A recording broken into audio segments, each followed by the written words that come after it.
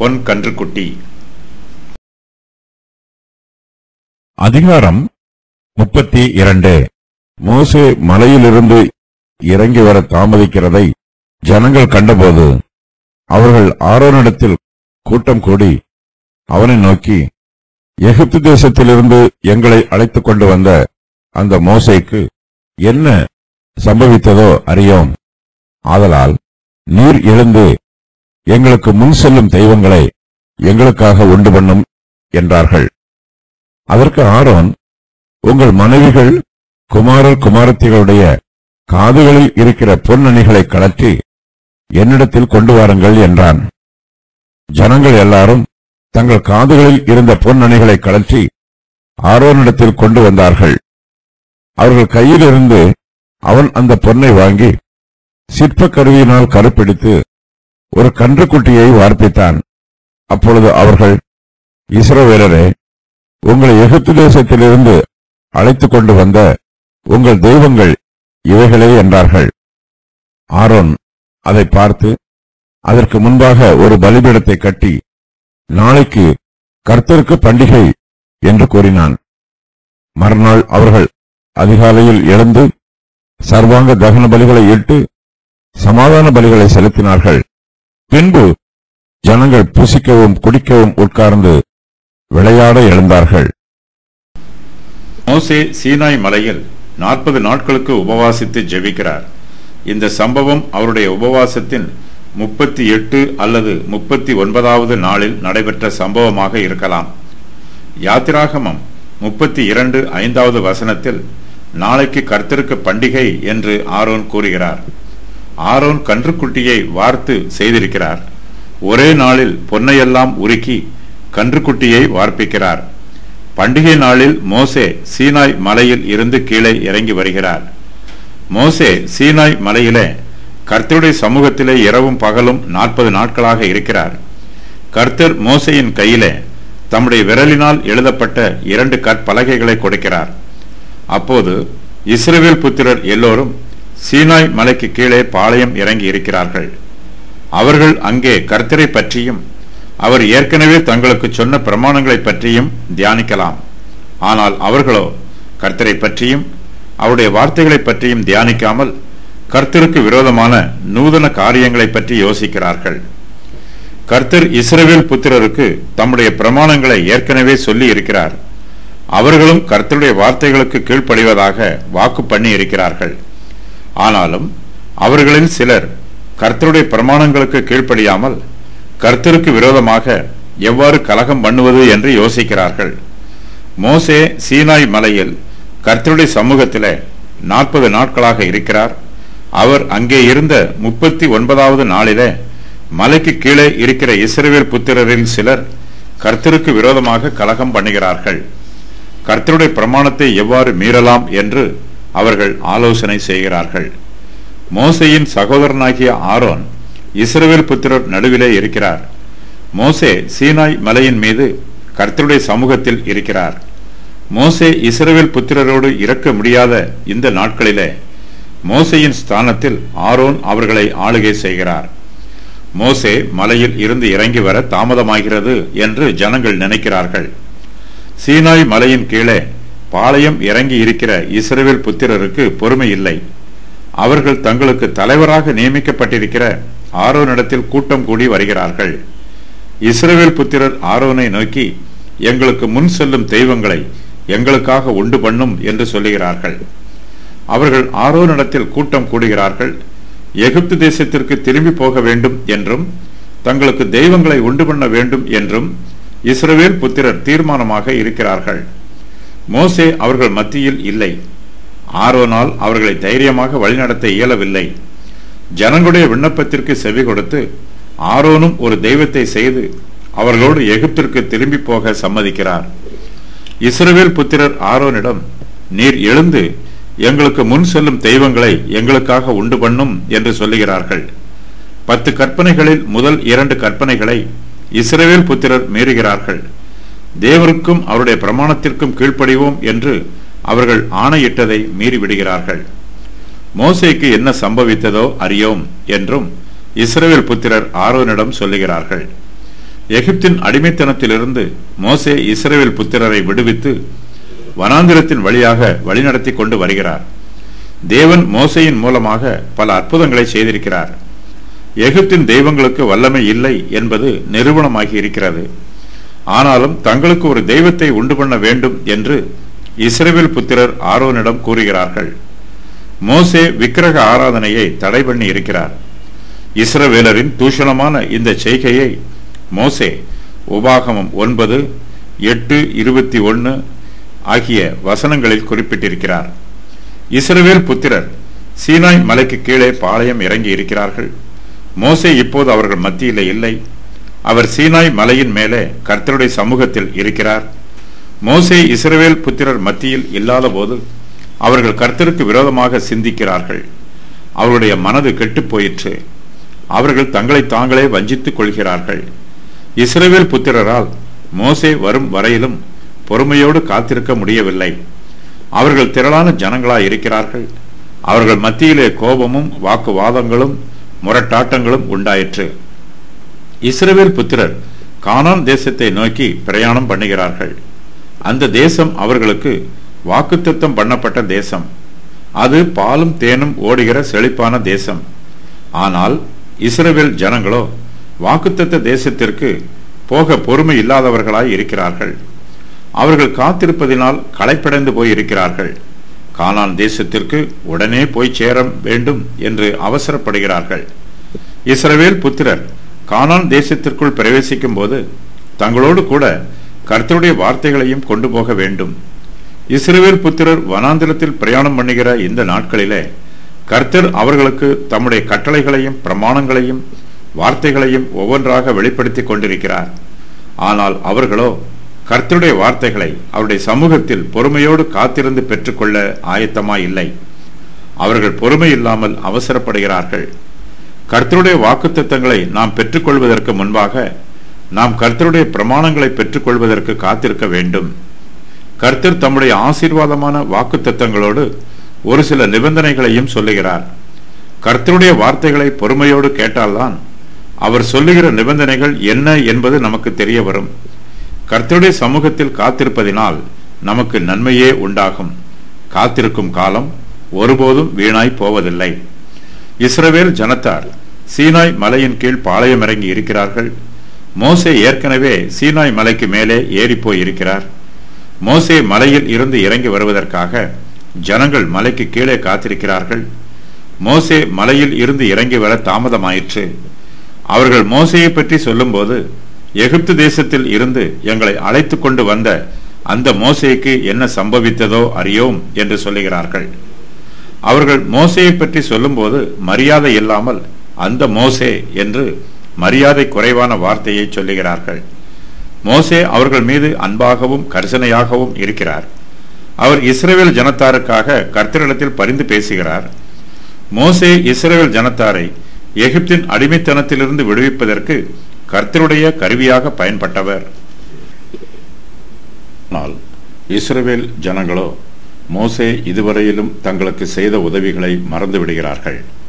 அவர்கள் மோசேக்கு நன்றி உள்ளவர்களாக இல்லை. மோசே அவர்களுக்காகத்தான் சீனாய் மலைக்கு மேல் ஏறி போயிருக்கிறார்.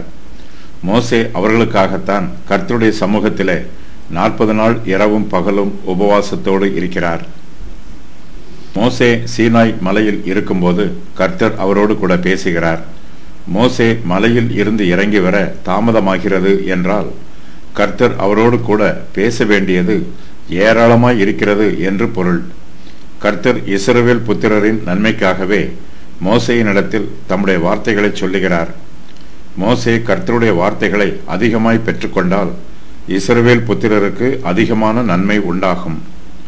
மோசே சீனாய் மலையின் மேல் தனக்காகவோ அல்லது தன்னுடைய சொந்த குடும்பத்திற்காகவோ ஏறி போகவில்லை.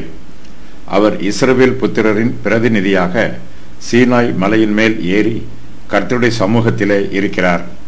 அவர் 40 நாள் இரவும் பகலும் அந்த மலையின் மீது இருந்தாலும் அவர் ஒன்றும் புசியாமல் உபவாசத்தோடு கர்த்தருடைய சமூகத்திலே இருக்கிறார்.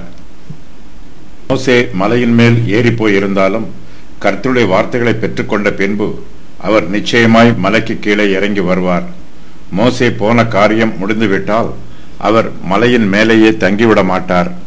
கர்த்தர் மோசையோடு பேசுவதற்கு 40 நாட்களை எடுத்துக்கொள்கிறார். இதனால் தான் மோசே மலையில் இருந்து இறங்கி வர தாமதமாயிற்று. ஆனால் மலையின் கீழே இருக்கிற இஸ்ரவேல் புத்திரரோ மோசே மலையில் இருந்து இறங்கி வர தாமதமானதை தங்களுடைய துன்மார்க்கமான யோசனைக்கு சாதகமாக பயன்படுத்துகிறார்கள். சகலமும் கர்த்தருடைய சித்தத்தின் பிரகாரமும் அவருடைய வேளையிலும் நடைபெறும்.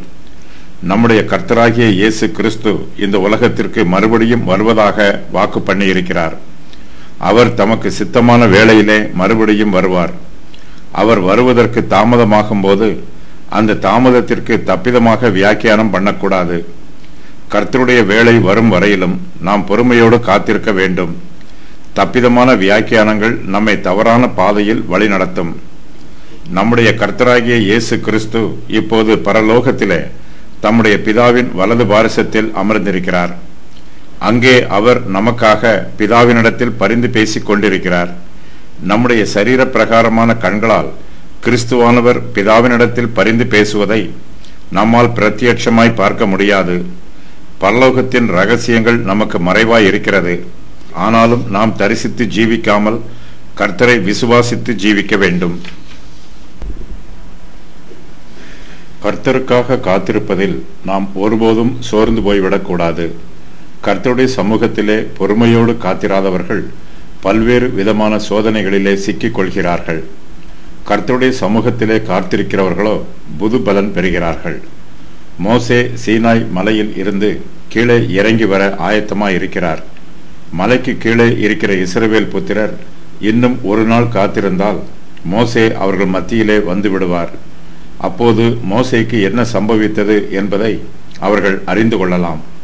ஆனால் அவர்களோ பொறுமை இல்லாதவர்களாக அவசரப்பட்டு அந்த மோசேக்கு என்ன சம்பவித்ததோ அறியோம் என்று சொல்லுகிறார்கள். கர்த்தர் இஸ்ரவேல் புத்திரர் மத்தியிலே தெய்வீக ஆராதனையை ஸ்தாபனம் பண்ணுகிறார். அவர்களுக்கு தம்முடைய தெய்வீக பிரமாணங்களையும் சொல்லுகிறார். ஆனால் அவர்களோ கர்த்தருடைய தெய்வீக பிரமாணங்களை பெற்றுக்கொள்ள காத்திருப்பதிலே சோர்ந்து போய் இருக்கிறார்கள். இஸ்ரவேல் புத்திரர் இந்த மலையிலே கர்த்தரை ஆராதிக்க வேண்டும் என்று கர்த்தர் அவர்களுக்கு ஏற்கனவே சொல்லி இருக்கிறார். ஆனால் அவர்கள் விரும்பிய பிரகாரம் அவர்களால் கர்த்தரை உடனே ஆராதிக்க முடியவில்லை. தமக்கு பரிசுத்த ஸ்தலத்தை ஸ்தாபிப்பதற்கான கட்டளைகளை கர்த்தர் மோசேக்கு சொல்லி இருக்கிறார். அந்த கட்டளைகளை மோசே இஸ்ரவேல் புத்திரருக்கு சொல்லும் முன்பாகவே இஸ்ரவேல் ஜனத்தார் தங்களுடைய சுய யோசனையின் பிரகாரமாக ஒரு விக்கிரகத்தை செய்து அதை ஆராதிக்கிறார்கள். தாங்கள் செய்த விக்கிரகம் தேவனுடைய பிரசன்னத்திற்கு அடையாளம் என்று அவர்கள் தங்களுக்கு தாங்களே நினைத்துக் கொள்கிறார்கள். இஸ்ரவேல் புத்திரர் விக்கிரக ஆராதனையில் சந்தோஷப்படுகிறார்கள். தாங்கள் உண்டு பண்ணின பொன் கன்றுக்குட்டியை நினைத்து அவர்கள் பெருமைப்படவும் செய்கிறார்கள். தங்கள் கைகளால் உண்டு பண்ணின விக்கிரகத்தை அவர்கள் ஆராதனை செய்கிறார்கள். இஸ்ரவேல் புத்திரர் ஒரு பொன் கன்றுக்குட்டியை செய்து அதை தெய்வமாக ஆராதிக்கிறார்கள். அவர்கள் எகிப்து தேசத்திலே இருந்தபோது எகிப்தியர்கள் கன்றுக்குட்டியை தங்கள் தெய்வமாக ஆராதனை செய்ததை இஸ்ரவேல் ஜனத்தார் பார்த்திருப்பார்கள். எகிப்தியர்கள் கன்றுக்குட்டியை மாத்திரமல்ல, மேலும் பல தெய்வங்களையும் ஆராதிக்கிறார்கள். இஸ்ரவேல் புத்திரருக்கு கர்த்தர் மாத்திரமே தேவனாய் இருக்கிறார். கர்த்தர் ஒருவரே. ஆனால் இஸ்ரவேல் புத்திரரோ ஆரோனை நோக்கி தெய்வங்களை எங்களுக்காக உண்டு பண்ணும் என்று சொல்லுகிறார்கள். இஸ்ரவேல் புத்திரருடைய மனதிலே பல தெய்வங்களை ஆராதிக்கும் எண்ணம் இருக்கிறது. தங்களுக்கு எத்தனை தெய்வங்கள் வேண்டும் என்பது அவர்களுக்கே தெரியாது. கர்த்தர் மாத்திரமே அவர்களுக்கு போதுமானவராய் இருக்கிறார். இஸ்ரவேல் புத்திரரோ தங்களுடைய தேவனாகிய கர்த்தரை மறந்துவிட்டு தங்களுக்கு முன் செல்லும் தெய்வங்களை தங்களுக்காக உண்டு பண்ணும் என்று ஆரோனிடம் சொல்லுகிறார்கள். அவர்கள் எத்தனை தெய்வங்களை உண்டு பண்ணினாலும் அவை மெய்யான தெய்வம் அல்ல.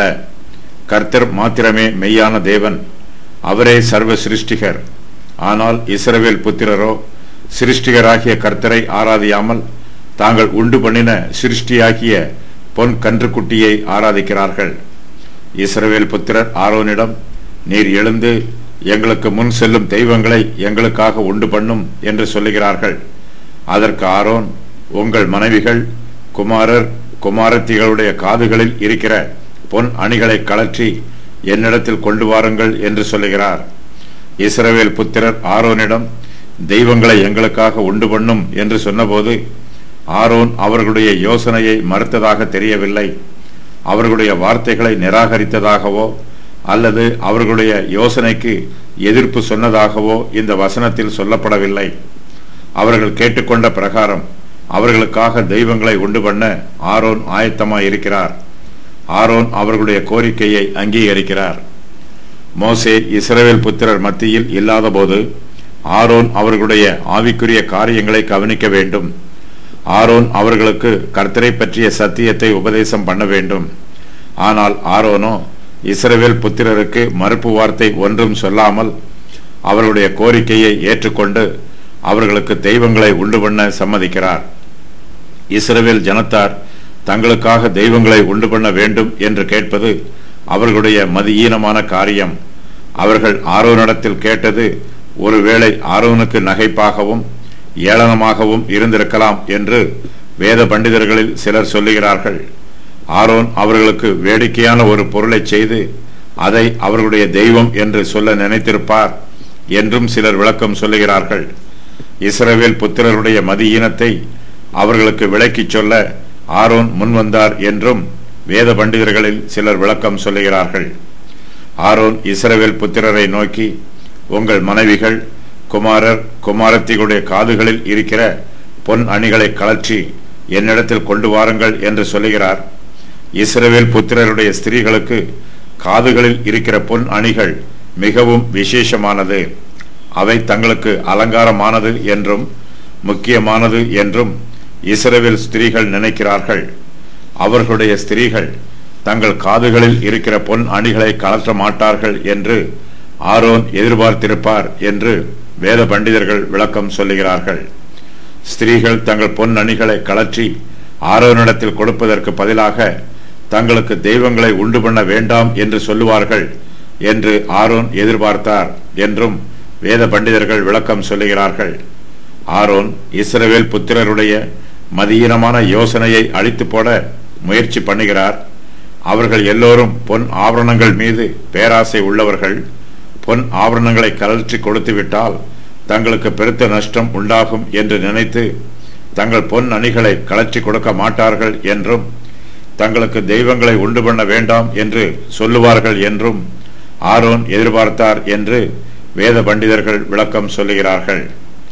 பையில் இருக்கிற பொன்னை கொட்டி வெள்ளியை தராசில் நிறுத்து தட்டானுடனே கூலி பொருத்தி கொள்ளுகிறார்கள். அவன் ஒரு தெய்வத்தை உண்டாக்குகிறான், அதை வணங்கி பணிந்து கொள்கிறார்கள். ஏசாயா 46:6. இஸ்ரவேல் புத்திரரோ தங்களுக்கு முன் செல்லும் தெய்வங்களை தங்களுக்காக உண்டு பண்ண வேண்டும் என்பதில் உறுதியாயிருக்கிறார்கள். தங்களுடைய பொன் அணிகளை ஆரோனிடத்தில் கொடுப்பதினால் தங்களுக்கு நஷ்டம் ஏற்பட்டாலும் தங்களுக்கு தெய்வங்கள் உண்டு பண்ணப்பட வேண்டும் என்பதில் அவர்கள் உறுதியாயிருக்கிறார்கள். இஸ்ரவேல் புத்திரருக்கு தங்கள் பொன் அணிகளை விட விக்கிரகங்களே முக்கியமானதாக இருக்கிறது. இஸ்ரவேலின் ஸ்திரீகள் தங்கள் பொன் அணிகளினால் தங்களை அலங்கரித்து பெருமைப்படுவதற்கு பதிலாக தங்களுக்கு விக்கிரகங்களை செய்து அந்த விக்கிரகங்களில் பெருமைப்படுகிறார்கள். ஆரோன் இஸ்ரவேல் புத்திரரிடத்தில் கேட்டுக்கொண்ட பிரகாரம் ஜனங்கள் எல்லோரும் தங்கள் காதுகளில் இருந்த பொன் அணிகளை கழற்றி அவரிடத்தில் கொண்டு வருகிறார்கள். முதல் முறையாக காதணிகளையும் பொன் அணிகளையும் இஸ்ரவேல் புத்திரர் கொடுக்கிறார்கள். ஆசரிப்பு கூடாரத்தை பண்ணும்போது அவர்கள் மறுபடியுமாக தங்கள் பொன் அணிகளை கொடுக்கிறார்கள். கிழக்கு தேசங்களில் ஸ்திரீகளைப் போல புருஷர்களும் காதணிகளையும் வளையங்களையும் மூக்குத்திகளையும் அணிந்திருந்தார்கள். பொன் அணிகள் பொதுவாக ஸ்திரீகளுக்கே உரியவை. ஒட்டகங்களும் பொன் சரப்பணிகளை தரித்திருந்தன. ஆரோனிடத்தில் ஆவிக்குரிய பின்மாற்றம் காணப்படுகிறது. அது பற்றிய விவரம் வருமாறு: ஜனங்கள் மோசையை பற்றி தவறாக கூறியதை ஆரோன் கவனித்து கேட்கிறார். திரளான ஜனங்கள் விக்கிரகாராதனை செய்ய வேண்டும் என்று கூறிய போது ஆரோனும் சம்மதம் தெரிவித்து தன்னுடைய பெயர் புகழை ஸ்தாபிக்க விரும்புகிறார். ஒரு விக்கிரகத்தை செய்வதற்கு ஆரோனும் ஜனங்களோடு சம்மதம் தெரிவிக்கிறார். விக்கிரகத்தை ஜனங்களிடத்திலிருந்து பொன் அணிகளை பெற்றுக் கொள்கிறார். ஆராதனை செய்வதற்கு ஜனங்களுக்கு ஒரு பொன் கன்றுக்குட்டியை வார்ப்பிக்கிறார். பொன் கன்றுக்குட்டிக்கு முன்பாக ஒரு பலிபீடத்தை கட்டுகிறார். கன்றுக்குட்டிக்கு ஒரு பண்டிகையை நியமித்து கன்றுக்குட்டியை கர்த்தரோடு ஒப்பிட்டு கூறுகிறார். கன்றுக்குட்டிக்கு சர்வாங்க தகன பலிகளை இட்டு சமாதான பலிகளை செலுத்துகிறார். கன்றுக்குட்டியை ஆராதிக்கும் போது ஜனங்களை புசிக்கவும் குடிக்கவும் உட்கார்ந்து விளையாடவும் அனுமதிக்கிறார். கன்றுக்குட்டியை பணிந்து கொள்கிறார். இஸ்ரவேலரை எகிப்து தேசத்தில் இருந்து அழைத்து கொண்டு வந்த தெய்வங்கள் இவைகளே என்று விக்கிரகங்களை குறித்து கூறுகிறார். ஆரோன் தான் செய்த பாவத்தை மற்றவர்கள் மீது சுமத்துகிறார். கன்றுக்குட்டி அக்கினியிலிருந்து தானாக வந்தது என்று பொய் கூறுகிறார். தேவனுடைய கோபத்திற்கு முன்பாக ஜனங்களை நிறுத்தி விடுகிறார். ஆரோன் அவர்கள் கையில் இருந்து அந்த பொன்னை வாங்கி சிற்ப கருவியினால் கருப்பிடித்து ஒரு கன்றுக்குட்டியை வார்ப்பிக்கிறார். அப்பொழுது அவர்கள், இஸ்ரவேலரே, உங்களை எகிப்து தேசத்தில் இருந்து அழைத்து கொண்டு வந்த உங்கள் தெய்வங்கள் இவைகளே என்று சொல்லுகிறார்கள். எகிப்து தேசத்தில் கன்றுக்குட்டி பிரதான தெய்வமாக இருக்கிறது. அதற்கு ஆபீஸ் என்று பெயர். கோசேன் பகுதிக்கு அருகில் மெம்பீஸ் பட்டணத்தில் எகிப்தியர் கன்றுக்குட்டியை வழிபட்டார்கள். இஸ்ரவேலர்கள் எகிப்து தேசத்தில் விக்கிரகங்களை ஆராதனை செய்தார்கள். உங்களை எகிப்து தேசத்தில் இருந்து அழைத்து கொண்டு வந்த உங்கள் தெய்வங்கள் இவைகளே என்று ஆரோனும் இஸ்ரவேல் புத்திரரும் கன்றுக்குட்டியை தெய்வங்கள் என்று கூறுகிறார்கள். இந்த வசனத்தில் தெய்வங்கள் என்பதற்கு பயன்படுத்தப்பட்டிருக்கும் எபிரேய வார்த்தை ஏலோஹிம் என்பதாகும். தேவனுடைய பெயரை கன்றுக்குட்டிக்கு கொடுக்கிறார்கள். இஸ்ரவேல் புத்திரர், எங்களுக்கு முன் செல்லும் தெய்வங்களை எங்களுக்கு உண்டு பண்ணும் என்று கேட்டபோது ஆரோன் அவர்களுடைய யோசனையை மறுக்கவில்லை. தெய்வங்களை உண்டு பண்ணக்கூடாது என்று அவர்களிடத்தில் சொல்லாமல் பொன் அணிகளை கழற்றி தன்னிடத்தில் கொண்டு வருமாறு சொன்னார். அவர்களும் ஆரோன் சொன்ன பிரகாரம் தங்கள் காதுகளில் இருந்த பொன் அணிகளை கழற்றி ஆரோனிடத்தில் கொண்டு வந்து கொடுக்கிறார்கள். இஸ்ரவேல் ஸ்திரீகளுக்கு காதுகளில் இருக்கிற பொன் அணிகள் மிகவும் விசேஷமானது. அது அவர்களுக்கு மேன்மையானது. ஸ்திரீகளுக்கு அவர்களுடைய காதுகளில் இருக்கிற பொன் அணிகளே மிகுந்த அலங்காரமானது. இஸ்ரவேல் ஜனத்தாரும் மிகவும் பிரியமான பொன் அணிகளினால் அவர்களுக்கு விக்கிரகங்களை செய்யும் போது அவர்கள் அந்த விக்கிரகத்திற்கு அதிக மதிப்பு கொடுப்பார்கள் என்று ஆரோன் நினைத்திருக்கலாம்.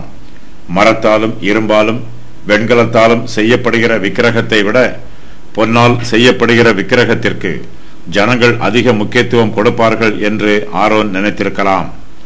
ஆரோன் அவர்கள் கையில் இருந்து பொன் அணிகளை வாங்கி உருக்குகிறார். அதை சிற்ப கருவியினால் கருப்பிடித்து ஒரு கன்றுக்குட்டியை வார்ப்பிக்கிறார். கன்றுக்குட்டியின் வார்ப்பு வடிவம் ஏற்கனவே செய்யப்பட்டிருக்கிறது. அந்த வார்ப்பிலே உருக்கப்பட்ட பொன்னை ஊற்றுகிறார்.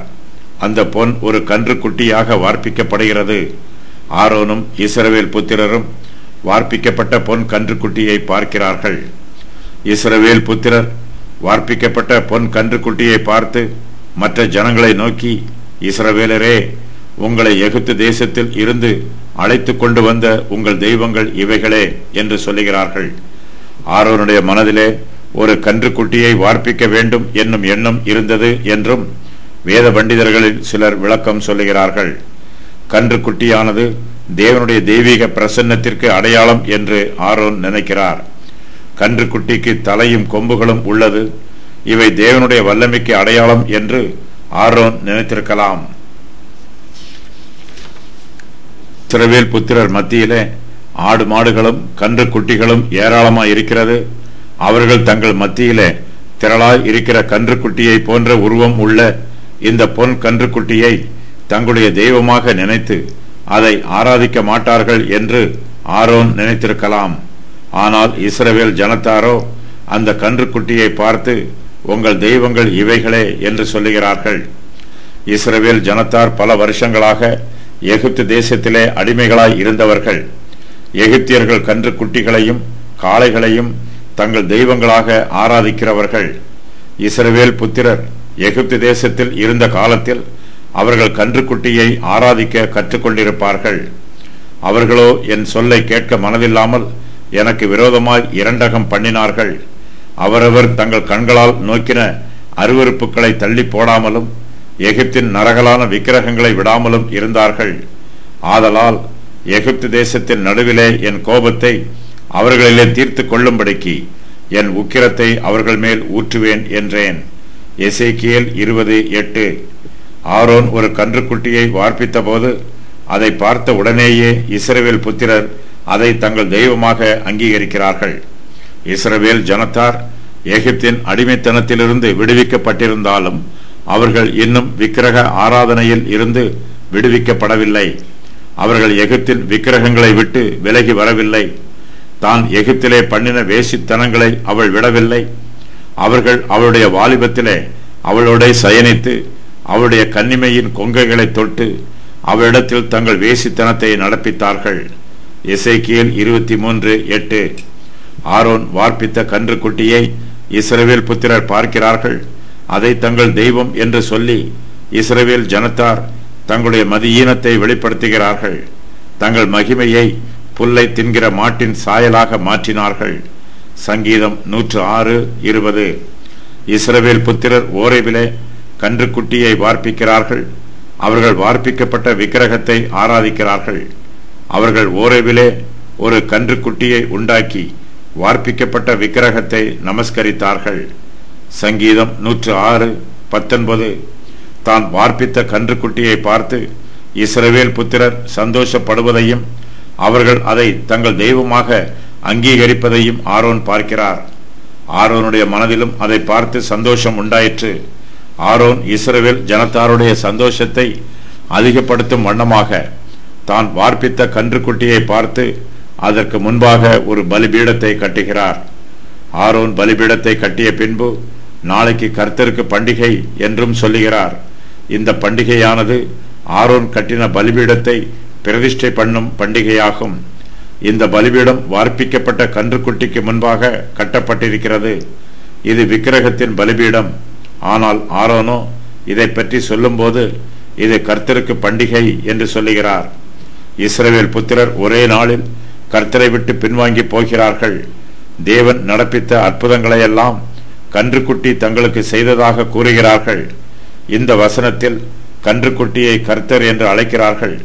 இதற்கு ஆரோன் பயன்படுத்தும் எபிரேய வார்த்தை யெகோவா என்பதாகும்.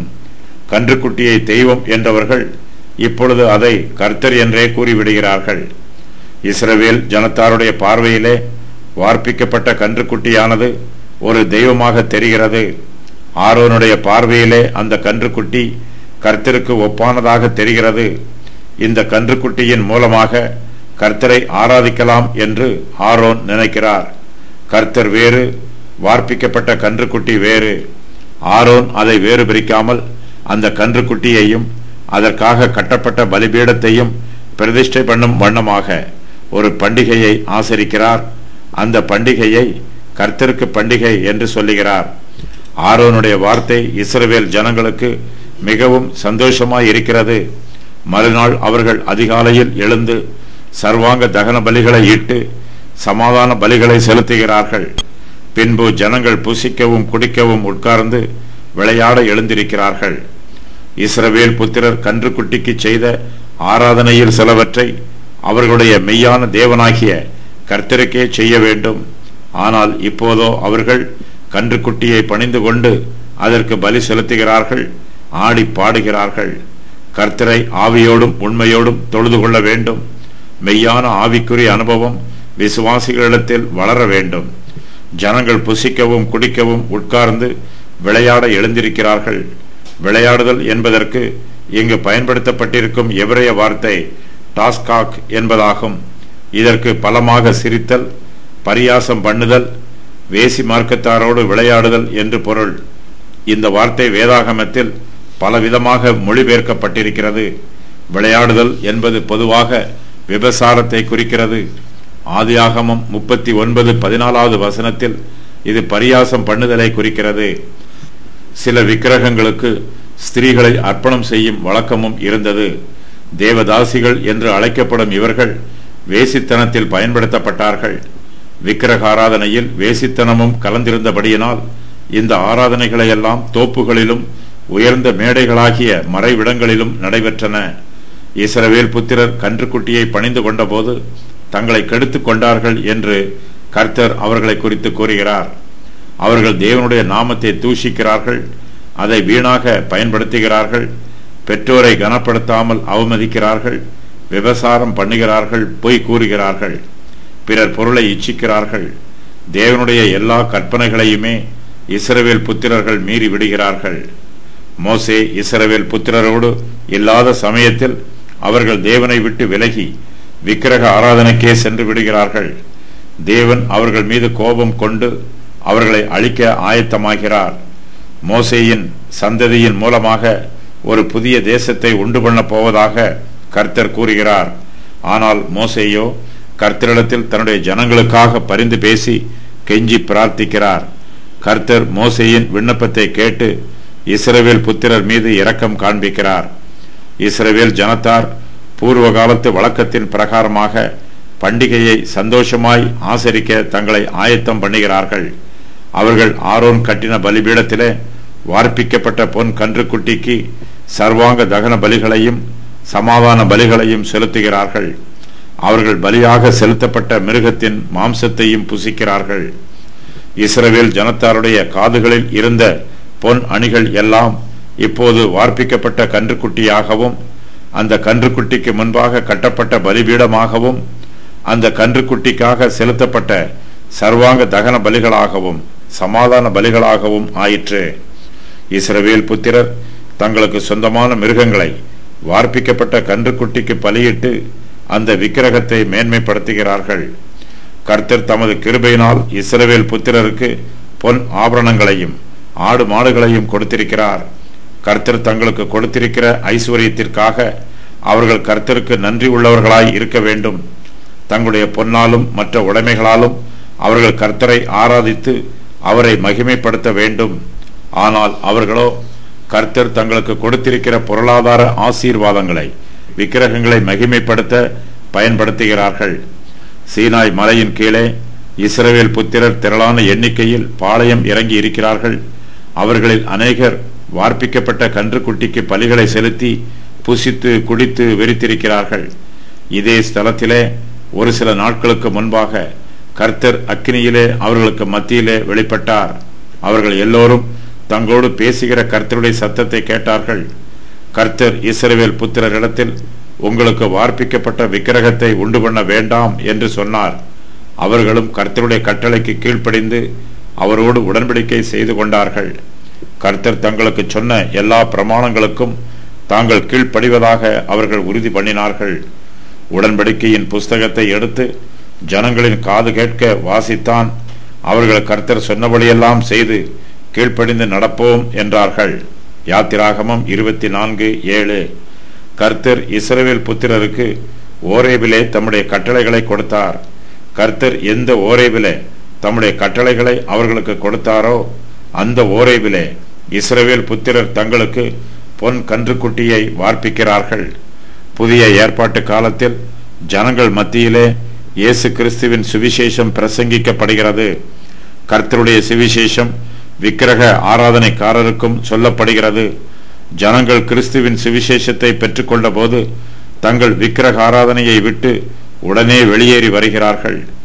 ஏனெனில் அவர்கள் தாமே எங்களை குறித்து உங்களிடத்தில் நாங்கள் அடைந்த பிரவேசம் இன்னதென்பதையும் ஜீவனுள்ள மெய்யான தேவனுக்கு ஊழியம் செய்வதற்கு நீங்கள் விக்கிரகங்களை விட்டு தேவனிடத்திற்கு மனம் திரும்பினதையும் அவர் மரித்தோரில் இருந்து எழுப்பினவரும் இனிவரும் கோபாக்கினையில் நின்று நம்மை நீங்களாக்கி ரட்சிக்கிறவருமாயிருக்கிற அவருடைய குமாரனாகிய இயேசு பரலோகத்தில் இருந்து வருவதை நீங்கள் எதிர்பார்த்து கொண்டிருப்பதையும் அறிவிக்கிறீர்களே.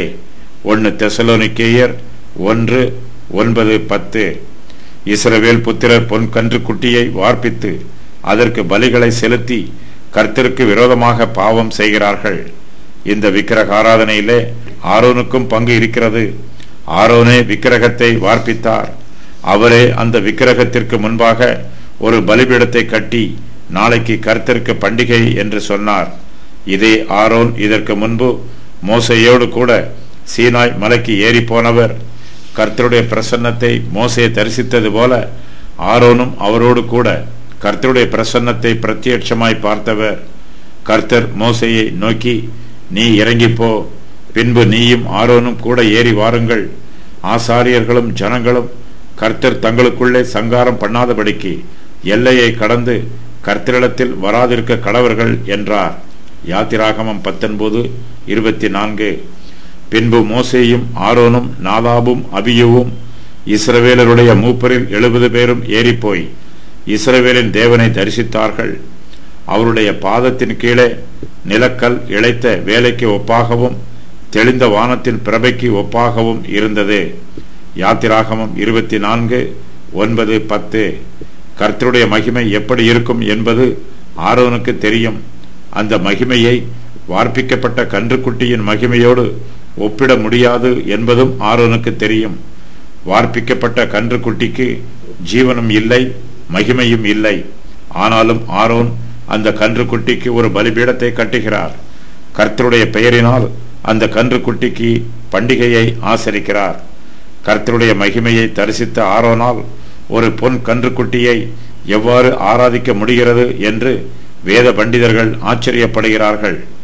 ஆரோன் தெளிந்த புத்தி இல்லாமல் புத்தி மயக்கத்தினால் இந்த காரியங்களை செய்தார் என்று சிலர் சொல்லுகிறார்கள். இஸ்ரவேல் புத்திரர் திரளான எண்ணிக்கையில் இருக்கிறார்கள். அவர்கள் வெகு ஜனமாக ஆரோனிடத்தில் வந்து, எங்களுக்கு முன் செல்லும் தெய்வங்களை எங்களுக்காக உண்டு பண்ணும் என்று அதிகாரத்தோடு கேட்கிறார்கள். ஆரோன் அவர்களுடைய திரளான எண்ணிக்கையையும் அவர்களுடைய கோபத்தையும் பார்த்து பயந்து அவர்களுக்கு ஒரு பொன் கன்றுக்குட்டியை வார்ப்பித்தார் என்று வேத பண்டிதர்கள் விளக்கம் சொல்லுகிறார்கள்.